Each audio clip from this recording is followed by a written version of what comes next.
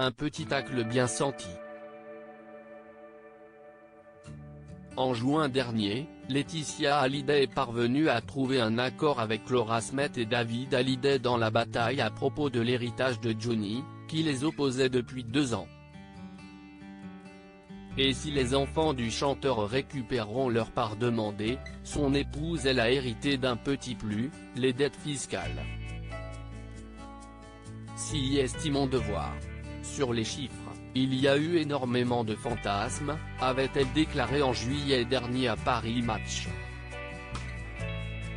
Une somme mirobolante qui s'élève à 30 millions d'euros, et qui selon Eddie Mitchell semble être une bonne excuse pour faire du business.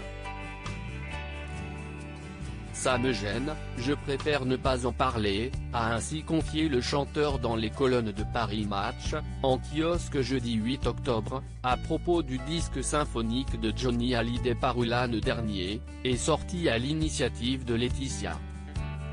Mais quand tu dois 30 millions aux impôts, il vaut mieux ne pas prendre la suite de l'héritage, a-t-il taclé, ajoutant ainsi non. Très évocateur, qui laisse à penser qu'il n'est pas complètement d'accord pour utiliser la carrière de son ami et ses chansons pour faire de l'argent. Destiné à éponger des dettes. Laetitia Hallyday abandonnée par Eddie Mitchell pour payer cette lourde dette fiscale, Laetitia Hallyday semble avoir également décidé de vendre sa demeure Pacific Palisades, estimée à 15 millions d'euros.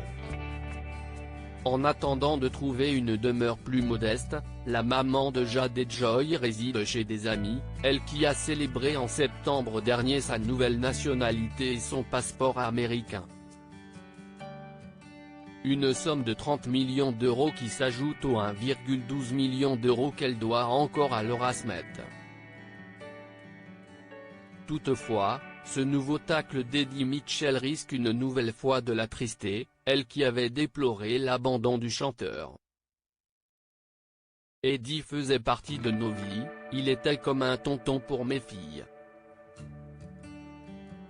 Si est son choix, avait-elle conclu.